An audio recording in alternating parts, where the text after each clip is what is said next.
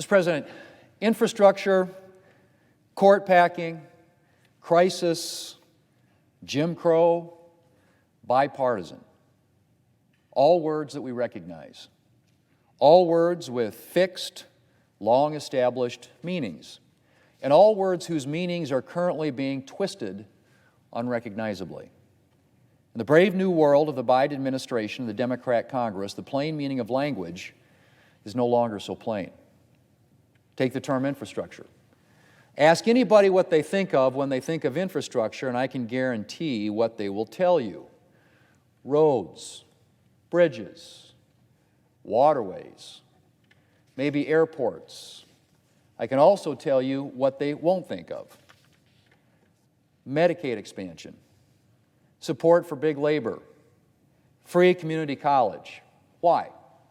Because none of those things have ever been part of the definition of infrastructure until now. Now Democrats are claiming that infrastructure is pretty much whatever they want it to be. One Democrat senator tweeted, and I quote, "Paid leave is infrastructure. Child care is infrastructure. Caregiving is infrastructure," end quote. Well, actually, Mr. President, no, they are not. Those are policy proposals. Proposals that could be discussed, but they are not infrastructure.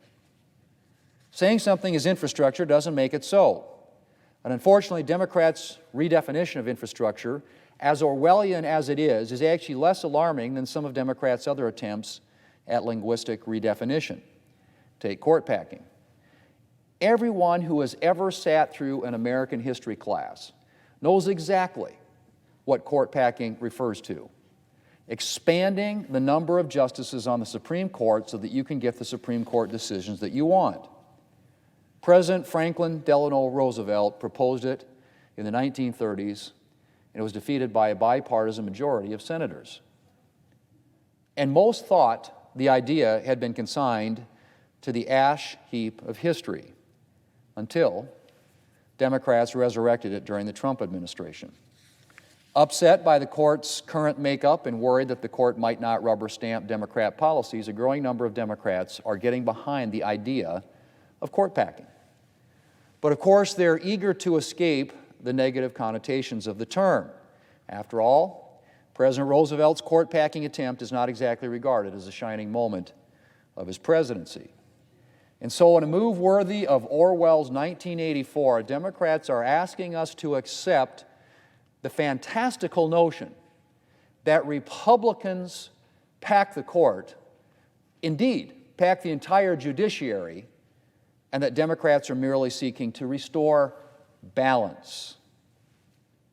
Yes, in Democrats' brave new world, a president performing his constitutional duty to nominate judges and justices, and a Senate duly confirming them, is now defined as a nakedly partisan power grab akin to President Roosevelt's attempt to secure a favorable outcome for his policies from the Supreme Court. I should say a Republican president fulfilling his constitutional duty and a Republican Senate confirming his nominees. Because we all know that if it were President Biden who had filled multiple seats on the Supreme Court and succeeded in having a lot of judges confirmed, his actions would not be regarded as court packing. They would be regarded correctly as business as usual. That's what we do around here. They would be regarded correctly as a president doing his job and performing his constitutional duty. Then, Mr. President, there's Jim Crow. Americans know what Jim Crow means. It refers to the reprehensible period of segregation when black Americans were forced to live as second-class citizens and denied the equal protection of the laws. Jim Crow is one of the great stains on our country's history, and it is a term that should not be used lightly. But that's exactly what Democrats are doing. They've decided that it suits their purposes to call to mind the history of this word, and so they've applied the term to an ordinary mainstream election reform bill in Georgia. In fact, the president went so far as to call the Georgia law Jim Crow on steroids, as if it would not only bring us back to the era of segregation, but return us to something even worse. And all this for an election law that is squarely in the mainstream when it comes to state election laws, is in some ways more permissive than election laws in presumably utopian Democrat-led states like New York. I could go on. There's Democrat attempts to redefine bipartisan from something that is supported by both parties in Congress to something that is maybe supported by some Republican voters in some poll, no matter how dubious its reliability. Or there's the White House's contorted refusal to call the situation at our southern border a crisis, as if by refusing to use the word, they could somehow change the reality of the situation. But let me ask a question. Why is the plain meaning of language under assault by the Democrat Party? Why are Democrats dramatically redefining ordinary words and concepts? Well, Mr. President, maybe it's because reality isn't so pretty. Take court packing. The truth is that Democrats are afraid that the current Supreme Court is not going to rule the way Democrats want on cases they care about. So they want to expand the Supreme Court and let President Biden nominate new justices so that they can guarantee the outcomes that they want. But saying that doesn't sound so great. In fact, it sounds more autocratic than democratic. So Democrats are attempting to disguise the real reason behind their partisan court packing plan by applying the word court packing not to their own attempts to pack the court, but to the ordinary work of the President and the Congress. Or take infrastructure. Pretty much everybody supports infrastructure. You'd be hard-pressed to find anyone who doesn't think the government should maintain our roads and bridges.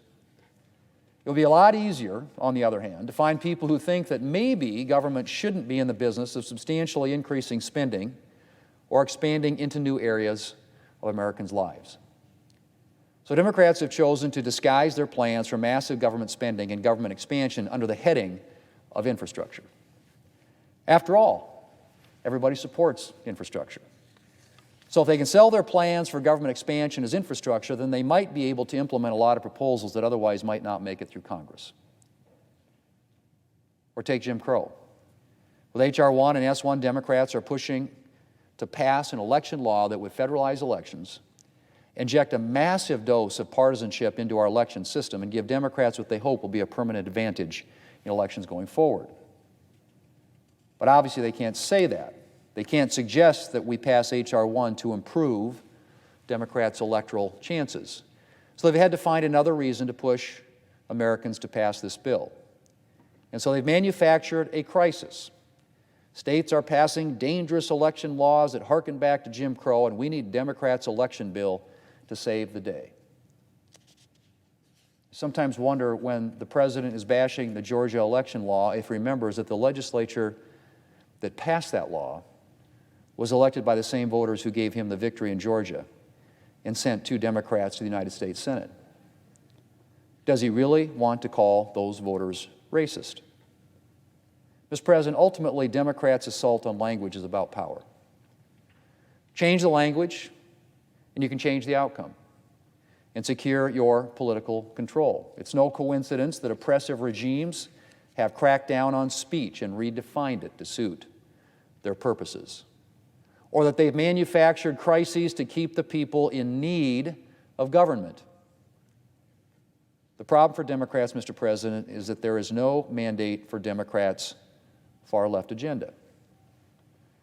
Democrats' radical socialist candidates couldn't even make it through the Democrat primary, let alone the general election. President Biden won the Democrat primary and the election in large part because he campaigned, perhaps disingenuously, as a moderate. And as for Congress, Democrats lost seats in the House and have a paper-thin majority in both chambers. If there was any mandate to be gathered from November, Mr. President, it was a mandate for moderation. But Democrats aren't interested in moderation.